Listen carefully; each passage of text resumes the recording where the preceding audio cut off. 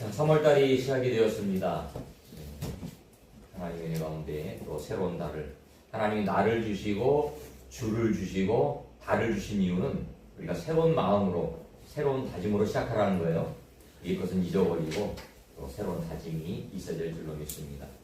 2025년도 1월달이 되면 새해를 우리가 준비하잖아요. 올 한 해는 내가 이런 일들을 해야 되겠다 다짐하고 각오합니다. 그런데 저는 3월달이 되면 또 새로운 다짐을 하는 것 같아요. 저는 그래요. 3월달이 되면 봄이 되어지고 만물이 또 조생이 되어지고 또 새로운 학기가 되어지고 학년이 되어지고, 그래서 지금은 안 하고 있지만 저 주안에 있을 때는 우리 주일학교 애들이 많았잖아요. 그 아이들 학기 시작하기 전에 일주일 동안 특별 새벽 기도를 했어요. 새 학년 맞이 특별 새벽 기도회. 그러면 그 애들이요, 초등학교 애들이 나왔어요. 새벽 5시에. 나오면 또 우리가 그냥 말겠어요? 뭘 걸죠? 나오면 뭘 또 이렇게 걸면 그거 받으려고 또 열심히 나와서 일주일 동안, 한 주 동안 아이들이 특별 새벽 기도 나와서 하고, 그 아이들이 지금은 교회를 안 나온다는 게 참 안타까운 마음인데, 언젠가는 하나님도 그 영도 부르지 않겠어요? 그런 마음 가지고 이렇게 했던 건데, 어쨌든 이렇게 새로운 학년을 또 준비하면서 일주일 동안 기도하면서 좋은 선생님 만나게 해주세요.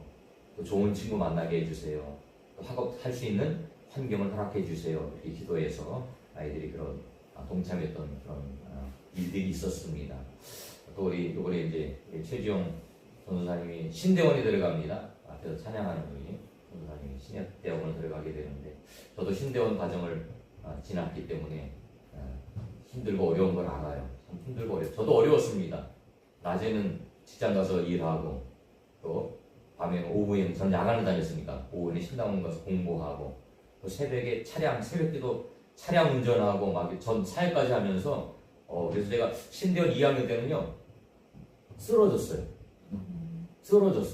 새벽에 새벽기도 나가려고 이렇게 하는데 몸이 갑자기 일어서지 못하겠더라고요. 갑자기 픽 쓰러졌어요. 그리고 병원에 3일 동안 입원한 적이 있습니다. 그래서 제가 연예인들이 과로로 쓰러진다는 이유를 그때 알았어요. 연예인들이 이렇게 피곤하고 힘들면 쓰러지는구나. 그때서야 비로소 알았어요, 이거를. 몸도 이렇게 무리하면 안 되는구나. 항상 건강해야 삶을 감당할 수 있구나 라는 생각을 해야 되는데, 어쨌든 3월달을 맞이하면서 여러분들 모두가 주님의 사명 잘 감당하고 또 기쁨으로 또 새로운 다짐으로 3월달을 준비하고 맞이하는 여러분들 되었으면 좋겠습니다. 자, 오늘 말씀은 성경은 예수님의 이야기입니다 라는 제목을 가지고 함께 말씀을 나누려고 합니다.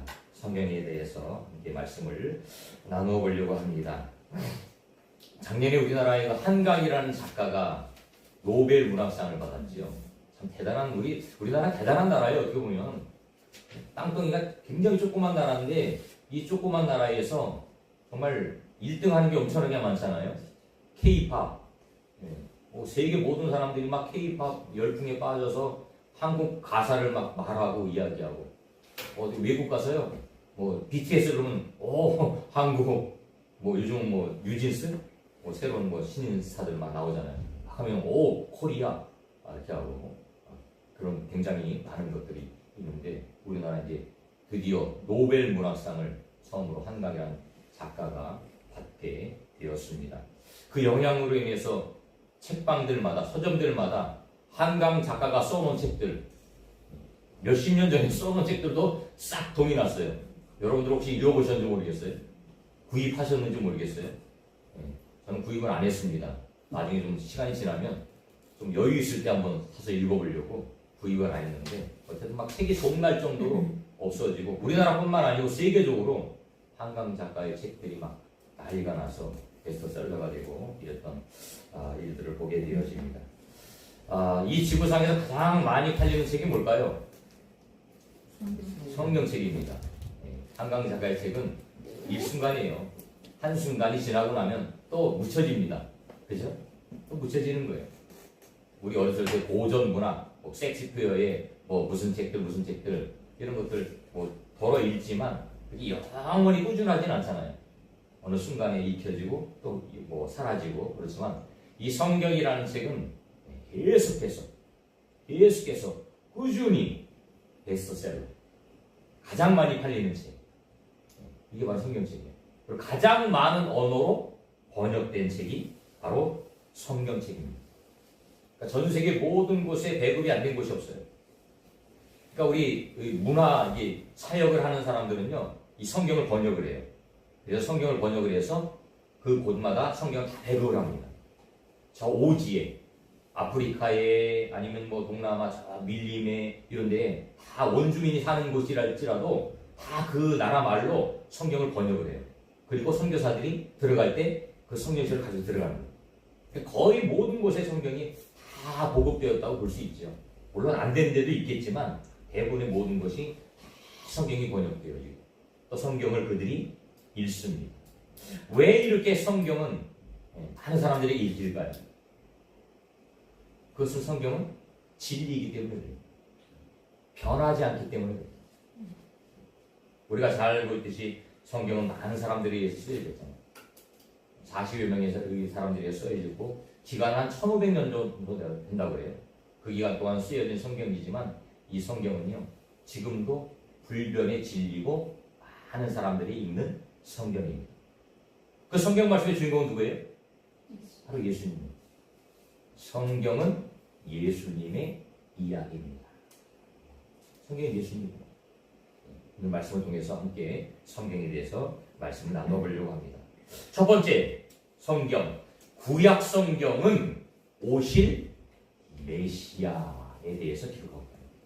오실 메시아에 대해서 기록하고 있습니다. 성경은 모두 몇 권입니까? 66권입니다. 3, 9, 27 이렇게 주일학교 아이들 때 항상 이렇게 했어요. 구구단 외우면서 3, 9, 27이다. 구약은 39권이고 신약은 27권이다. 이렇게 이야기했죠. 아까도 이야기했던 것은 한 1500년에 걸쳐서 기록됐다고 했어요. 모세로부터 시작해서 마지막에 누구예요? 예수님의 제자 중에 한 명입니다.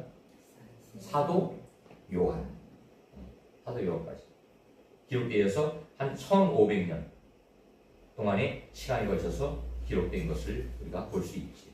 모세가 가장 먼저 기록하고 모세오경을 시작해서 마지막 요한계시록까지 기록이 되어 있습니다. 구약 성경은 우리가 잘 알고 있듯이 오실 메시아, 천지 창조를 시작해서 그 다음에 인간의 범죄, 또 구원의 길 이런 것들을 이야기하고 있죠. 그래서 그 중심에는 항상 예수님이에요. 예수님. 사건, 절기, 모든 내용의 중심은 바로 예수다. 근데 제가 저번에도 말씀을 드렸지만 창세기 5장에 보면 10명의 사람의 이름이 나온다고 했어요. 아담, 셋, 에노스, 게난, 마할랄렛, 야렛, 에녹, 무드셀라, 라멕, 노아까지 10명의 이름이 나와 있습니다. 창세기 5장에. 그런데 그 10명의 이름 가운데는 예수님의 사역이 뜻이 담겨 있어요. 쉽게 말하면 구속사라고 얘기해요. 예수님의 구속 사역을 그 이름 가운데 다 담고 있다는 거예요. 그래서 그 주인공이 바로 예수님이라는 사실을 우리에게 말씀하고 있습니다. 절기도 마찬가지, 사건도 마찬가지.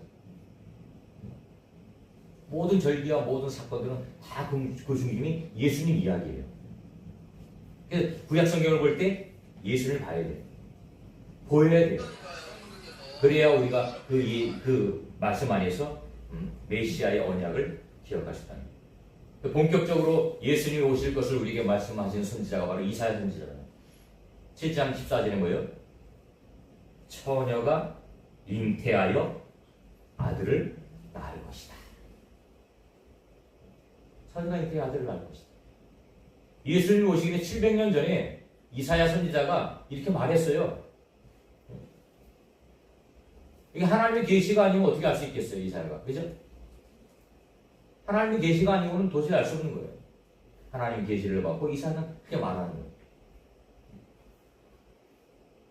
그리고 이사야 9장 6절에 보니까 한 아기가 우리에게 낳고 한 아들을 우리에게 주신 바 되었는데 그에게 어깨에는 정사를 메었고 그의 이름은 기묘자라 모사라 전능하신 하나님이라 영존하신 아버지라 평강의 왕이라 할 것임이라. 이사야는 이야기하고 있어요. 예언하고 있어요. 그분이 오셨잖아요. 그 예언이 이루어지잖아요. 그리고 이사야 64장 1절에는 하늘을 가르고 강림하실 것이다. 하늘을 가르고 강림하신대요. 누가요? 예수님이요. 저 하늘에서 이 땅으로 오신답니다. 그리고 심지어는 장소까지, 예수님이 태어날 장소까지 정확하게 말씀하고 있죠. 미가서 5장 2절에 보니까 유대 땅 베들레헴에서 예수님이 탄생할 것을 정확하게 말씀하고 있어요. 이사야는 예수님 오시기 전에 700년 전에 활동했던 선지자고, 미가는 예수님 오시기 전에 500년 전에 활동했던 선지자예요. 예수님 오시기 전에 500년 전에 이미 예수님이 어디에서 태어날 것을 정확하게 말씀하셨다니까요. 제가 저번에도 말씀드렸지만 예수님은 원래 나사렛에서 태어나셔야 돼요. 갈릴리 호수에 있는 나사렛이라는 마을에서 태어나야 돼요. 왜? 그의 아버지와 그의 어머니가 그곳에 살았으니까. 당연히 거기서 태어나야 돼요. 근데 하나님은 이 성경의 말씀을 성취하기 위해서 헤롯 왕을 통해서 호적하라는 명령을 내리고, 마리아는 배가 이렇게 불렀는데 그 호적을 하기 위해서 나사렛에서 어디로 오는 거예요? 유대 땅 베들레헴으로 오시는 거예요. 그래서 마태복음에 뭐라고 얘기해요? 선지자들로 하신 말씀을 이루려 하심이라, 이렇게 말씀하셨다. 하나님 말씀의 성취를 이루어가는 거예요. 미가 선지자의 예언대로 500년 후에 예수님이 이 땅에 태어나셨습니다. 구약 성경은 오실 메시아. 오실 메시아. 그러니까 우리가 구약 성경 읽을 때 항상 예수님을 중심에 두고 읽어야 돼요. 예수님 주인공이. 아, 지금 이게 예수님 이야기하고 있는 것이구나. 6월절의 어린 양이 예수님 이야기하고 있는 거구나. 이스라엘 백성들이 출애굽할 때 어린 양을 잡아요. 그죠? 어린 양을 잡아요. 그리고 그 잡은 양을, 피를 어디다 발라요? 문설주보만 바르잖아요. 바깥에다 바르잖아요. 그럼 죽음의 신이 그곳을 어떻게 돼요? 넘어간다니까요. 넘어간다. 이게 6월이니까 넘어간다는 뜻이에요. 패스오버예요. 넘어간다는 거예요. 그 피가 뭐예요? 예수 피예요. 예수 피. 그 예수 피가 우리를 사망에서 건져낸다는 거예요. 영원한 죽음에서 우리를 건져내는 거예요. 그러니까 모든 사건과 모든 절기, 뭐 6월절, 맥주절, 수장절, 다 예수님의 구속 사역이에요. 나팔절, 뭐 77절, 다 이런 것들. 다 예수님의 구속 사역을 이야기하고 있어요. 나중에 또 때가 되면 절기에 대해서 한번 설교를 하겠지만, 다 예수님의 사역에 대해서 기록을 하고 있는 거예요. 예수님 재림하세요. 언제 재림하실까요? 성경 말하고 있어요. 예수님 언제 재림하세요? 나팔절에 재림하세요.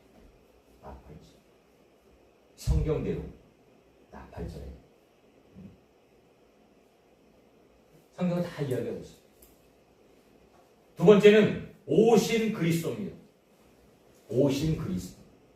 성경은 오신 그리스도를 이야기하고 있어요. 그게 뭐예요? 사복음서. 사복음서. 마태복음, 마가복음, 누가복음, 요한복음. 구약에 예언했던 그 메시아가 이제 오셨다는 거예요. 오신 그리스도에 대해서 말씀하고 있는 거예요. 예수 믿지 않는 사람들은요, 이 성경 말씀이 이솝우화나 그리스도 신화 정도라고 생각해요. 근데 우리 믿음의 사람들은 뭐예요? 하나님의 정확무오한 말씀이다. 그죠? 거짓이 아니라는 거예요. 하나님 말씀이라는 거예요. 그렇게 믿어집니까, 여러분들? 그렇게 믿어지는 게 기적이에요. 불신자들은 안 믿어진다니까요. 불신자들은 오병이의 기적이 안 믿어져요. 여러분, 오병이의 기적이 믿어집니까? 예수님 무리로 걸어갔다 오는데 믿어집니까? 예수님 죽은 나사로를 살렸다고 하는데 믿어집니까? 믿어진 기적이에요. 여러분 봤어요? 안 보고 어떻게 믿어요? 그게 기적이라니까요. 그게 믿음이에요. 근데 본 사람들도 안 믿어요. 누가 그랬어요? 예수님 제자들이 그랬어요. 예수님 제자들 봤어요. 오병이 기적 봤어요. 죽은 나사로를 살리는 걸 봤어요. 예수님 믿었어요? 처음엔 안 믿었어요. 처음엔 안 믿었어요. 언제 믿었어요? 오순절 성령 강림 사건 이후 내 안에 성령이 들어올 때 비로소 그게 믿어지기 시작해요. 그러니까 여러분들이 예수님이 믿어지는 게 내 안에 성령이 있다는 거예요. 내 안에 성령이 없이는 안 믿어져요. 머리로 아는 거하고 믿어지는 거하고 틀리다니까요. 머리로 안 받은지 알 수 있어요. 근데 믿어져야죠. 세상 사람들도 알아요. 예수님에 대해서 알아요. 근데 그들은 믿어지지 않아요. 저와 여러분들 믿어져요. 그 사건, 그 일들이. 왜? 저와 여러분들이 구속사 안에 들어와 있기 때문에. 하나님의 구속사 안에 들어와 있으니까 믿어집니다. 그 메시아 탄생의 예언은 지금으로부터 2000년 전에 이루어졌어요. 사복음서에는 예수님의 탄생과 사역과 마지막에 죽음까지, 부활까지 기록을 합니다. 마태복음 1장 21절 23절에 보니까 아들을 낳으리니 이름을 예수라 하라. 이는 그가 자기 백성을 그들의 죄에서 구원할 자이심이라 합니다. 이 모든 일이 된 것은 주께서 선지자로 하신 말씀을 이루려 하심이니 이르시되 보라 처녀가 잉태하여 아들을 낳을 것이요 그의 이름을 임마누엘이라 하리라 하셨으니 이를 번역한즉 하나님 우리와 함께 계시다 함이라. 그 이사야의 예언이 그대로 성취가 됐다. 성취가 되었습니다. 하나님의 계획이에요. 하나님의 계획하심은 인간이 막을 수 없어요. 하나님의 계획하심은 반드시 이루어져요. 하나님은요, 누군가를 통해서 그 일들을 이루어 가셔요. 내가 안 하면 다른 사람이에요. 내가 하면 내가 그 축복을 받는 것이고, 내가 하지 않으면 다른 사람이 축복을 받는 거예요. 여러분들이 하나님의 축복의 주인공이 되려면 여러분들이 그 일의 사명자가 돼요.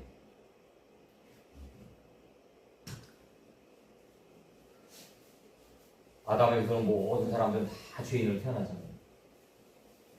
그 죄를 해결하기 위해서 예수님이 이 땅에 오셨잖아요. 예수님은 어떤 분이에요? 하나님이에요. 저도 옛날에 안 믿어졌다니까요. 삼위일체 하나님이 안 믿어졌어요. 하나님, 예수님, 성령님 하면 헷갈려요, 이게. 제가 중학교 처음에 교회 다니는데 자꾸 선생님이 이거를 설교를 하더라고요. 하나님과 예수님과 성령님은 한 분이래요. 똑같은 분이래요. 근데 이해가 안 되는 거야. 하나님은 하늘에 계신 분인데. 또 예수님은 인간의 몸을 입고 왔는데 또 성령님이 또 계시대요. 이게 막 정리가 안 되는 거예요. 믿어지지가 않는 거예요. 어떻게 사람이 돼서 왔지? 이런 것들. 어떻게 처녀가 애를 낳지? 도대체 이해할 수 없잖아요. 처녀가 어떻게 애를 낳아요? 상식적으로는 안 되잖아요. 하나님은 하신다. 하나님의 존재를 우리가 모르니까 하나님 모든 것을 창조하시고 인도하시고 역사하시고 무에서 유를 창조하신 분인데 말씀으로 모든 것을 창조하신 분인데 하나님 불가능한 게 있어요? 없어요. 근데 우리 인간의 기준으로 잣대로 생각하니까 그게 불가능해 보이는 거죠. 하나님이 이 세상의 모든 죄를 해결하기 위해서 예수님의 땅에 보내주셨다. 동정녀 몸을 통해서 결혼하지 아니한 여자의 몸을 통해서 이 땅에 보내주셨어요. 그 6월절에 어린 양이 되셔서 이 세상의 모든 사람의 죄를 대속하셨다. 이게 복음입니다. 그래서 빌립보서 말씀에 보면 2장에 보면 그 예수님의 정체성에 대해서 정확하게 기록하고 있잖아요. 그는 근본 하나님의 본체시나 그와 동등됨을 취할 것을 여기지 아니하시고 종의 형체를 가지고 이 땅에 오셨다는 거예요. 그리고 십자가의 죽으심으로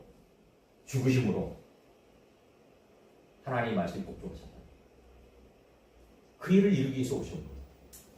그 일 하러 오신 거예요, 사실 예수님은. 그 방법밖에 없어요. 온 인류의 죄를 대속할 수 있는 방법, 온 인류의 죄, 원죄, 그 죄를 대속할 수 있는 방법이 없어요. 어떤 방법도 없어요. 그래서 그 방법을 해결하기 위해서 예수님은 인간의 몸을 입고 오신 거예요. 누구든지 주의 이름을 부르는 자는 구원을 얻는다라고 분명히 성경은 말씀하고 있죠. 그래서 하나님의 일이 뭐예요? 요한복음에 이렇게 기록합니다. 하나님의 일은 하나님이 보내신 일을 믿는 것이 하나님의 일. 네? 하나님의 일은요, 하나님이 보내신 일을 믿는 것. 하나님이 보내신 이가 누군데요? 예수님. 하나님의 일이 뭐예요? 예수님을 믿는 것. 이게 하나님의 일이에요. 성경 분명히 기록하고 있습니다. 이 예수를 통해서만 구원받으십니다. 그리고 마지막으로 세 번째, 그리스도를 전파하라는. 이제 사도행전부터 요한계시록까지, 사도행전부터 요한계시록까지는 뭐예요? 복음의 전파예요. 복음의 전파. 구약 성경은 오실 메시아, 사복음서는 오실 그리스도. 이제 사도행전부터 요한계시록까지는 뭐예요? 복음의 전파예요. 사도행전이 뭐 하는 거예요? 복음 전파하는 거예요. 나머지 뒤에 기록된 내용들이 뭐예요? 복음 전파하는 거예요. 저와 여러분들이 예수님 믿었으면 이제 뭐하라? 복음을 증거해라. 그게 뭐다? 우리의 사명이다. 교회의 사명이 뭐예요? 복음 전파예요. 교회에 모여서 재밌게 놀고 즐겁게 하고 물론 다 필요하지만 그 중심에는 복음 전파가 있어요. 복음 전파. 이게 빠지면 교회 사명이 끝나는 거예요. 우리 성도도 마찬가지예요. 성도도. 내가 예수 믿고 구원 받았어요? 끝이 아니라니까요. 반드시 우리에게는 복음 전파의 사명이 부여되는 거예요. 근데 이거를 간과해서는 안 된다. 이걸 잊어버리면 안 된다. 그 책임을 묻는다. 사도행전 4장 12절에 보면 오직 예수만이 구원받을 다른 이로서는 구원함을 받을 수 없나니 천하 사람 중에 구원받을 만한 다른 이름을 우리에게 주신 일이 없느니라 선언하고 있습니다. 예수밖에는 구원받을 리가 없어요. 그래서 예수 전합니다. 예수밖에는 없어요. 오늘도 수많은 사람들은요, 자신들의 구원을 찾기 위해서 여러 가지 방법을 할 거예요. 저와 여러분들은 교회 와서 예배를 드리고 있지만 어떤 사람들은 절에 가서 불공을 드리는 사람들이 있어요. 어떤 사람들은 자기가 믿는 어떤 대상, 신에 대해서 또 가서 하는 사람도 있을 거예요. 지금도 수많은 사람들 있을 거란 말이에요. 그곳에는 구원이 있어요, 없어요? 없어요. 없어요. 그들 나름대로 구원받겠다라고, 네? 구원받겠다라고 이렇게 하는 거예요. 근데 그것은 잘못된 거고, 그건 잘못된 길이에요. 사단에게 속아는 거지. 이제 신학기가 되면 이단들이요, 대학교에 들어가서요, 엄청난 신학생들을 포섭을 합니다. 엄청난 포섭을 해요. 네? 여러 가지 방법을 통해서. 그래서 이 믿음이 확실히 세워지지 않은 사람들은요, 기독교 단체라고 해서 들어갔는데 보면 나중에 이단이에요. 신천지를 비롯해서 이단들. 그래서 제 고등학교 친구 중에 하나가 빠진 사람이 있어요. 대학교 들어가고 공부도 잘하고 똑똑했어요. 대학교 들어가고요, 이단에 빠져버렸어요. 모르고. 그러니까 복음에 확실히 서 있지 않으면 빠집니다. 넘어가. 속아 넘어가는 거예요. 뭔가 거기 가면 그럴듯하거든요. 뭔가 거기 가면 뭐 이렇게 메리트가 있나 봐요. 수많은 사람들이 빠져. 근데 대학교만 그런 게 아니에요. 요즘은 학생들도, 중고등학교 학생들도 많이 빠집니다. 수없이 많은 사람들이 자기네 구원의 길을 찾기 위해서 빠져갑니다. 잘못된 길을 가고 죽음의 길을 가고 있는 거예요. 사망의 길을 가고 있는 거예요. 그 영혼들을 향해서 우리는 그를 붙잡아줘요. 바른 길로 인도해줘요. 근데 내가 그 길을 알지 못하면 어떻게 알려주겠어요? 그죠? 내가 그 길을 알아야 알려주는 거죠. 내가 그 길에 확신이 있어야 알려주는 거잖아요. 제가 어디를 가봤는데, 어디는 이렇게 가야 되더라. 가봐야 확실하게 알려주죠. 남들한테 들었는데 그렇다더라. 이러면 이게 신뢰가 안 가는 거예요. 그죠? 내가 가봤으니까, 거기는 이렇게 해서 이렇게 가면 돼. 확실하게 알려주는 거잖아요. 내가 천국의 구원에 확신이 있으면 그렇게 알려줄 수 있는데, 내가 천국의 구원에 확신이 없으면 그렇게 알려줄 수 없어요.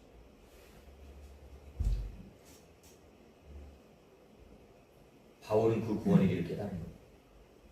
바울. 그러니까 그 구원의 길을 사람들에게 알려주려고 자기 목숨을 내었습니다. 자기 목숨을 내었습니다. 베드로도 마찬가지예요. 예수님 잡히기 전에는 도망자였어요. 예수님 잡히기 전에 숨어 있었어요. 그런데 예수님을 인격적으로 딱 만나고 나서 많은 대중 앞에 서서 아까 다른 이로서는 구원함을 받을 수 없습니다. 오직 예수님만이 우리의 구원자이십니다. 그렇게 강력한 설교를 하니까 5,000명이 주를 믿었다는 거예요. 3,000명이 주님을 믿었다는 거예요. 예수님의 제자들은 복음의 전파의 사명자가 돼서 방방곡곡에 흩어져서 복음을 전하는 사명을 감당하게 되었습니다. 저와 여러분들 복음 전파의 사명, 이 시대의 복음 전파의 사명자. 오직 성령이 너에게 임하시면 너희가 권능을 받고 예루살렘과 온 유대와 사마리아와 땅끝까지 이르러 예수님의 증인이 되라는 거예요. 증인이. 이거 명령의 명령. 선택이 아니에요. 명령이에요.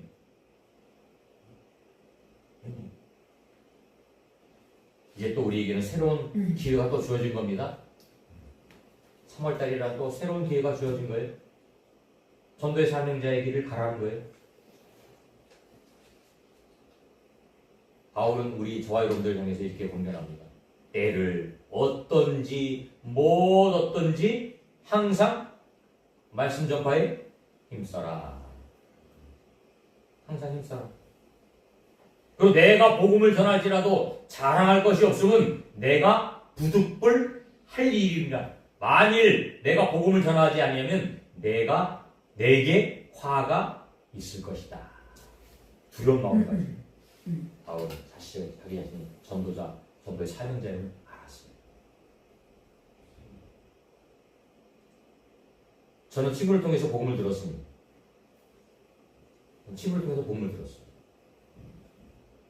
그 친구가 저에게 교회 가자는 소리 안 했으면 저는 교회 안 다녔을지 몰라요. 지금 어떻게 됐을지 모르죠. 근데 그 친구가 교회 가자고 얘기하는 것 때문에 제가 지금 이 자리에 서 있는 거예요. 여러분들 주위에도 분명히 그런 사람이 있을 거예요. 누군가는 그런 사람이 있을 거예요. 우리가 그 일을 하자는 거죠. 그 일을 하자는 거예요. 내가 전하면 그들이 믿고 안 믿기면 하나님이 성령님의 소관이고 우리 전하는 거죠. 전하는 거예요. 한 주간이 시작되고 한 달이 시작됩니다. 여러분 주위에 이제 만나는 사람들이 있을 겁니다. 직장에 가면 직장 동료가 있을 것이고 학교에 가면 학교 친구가 있을 것이고 많은 사람들이 있을 거예요. 그 사람들에게 복음을 전하자는 거죠. 예수를 통해서만 구원받을 수 있다는 사실을 전합니다. 이 성경이 진리임을 전합니다. 이 성경을 통해서 생명이 구원받을 수 있다는 사실을 우리는 전합니다. 오직 예수만이 구원받을 수 있다. 한 주간도 한 달도 여러분 삶 속에서 오직 예수만 자랑하고 복음을 증거할 수 있는 여러분들 통해서 많은 사람들이 구원받을 수 있는 축복의 삶이 되시기를 메신저가 되시기를 주님의 이름으로 축원합니다.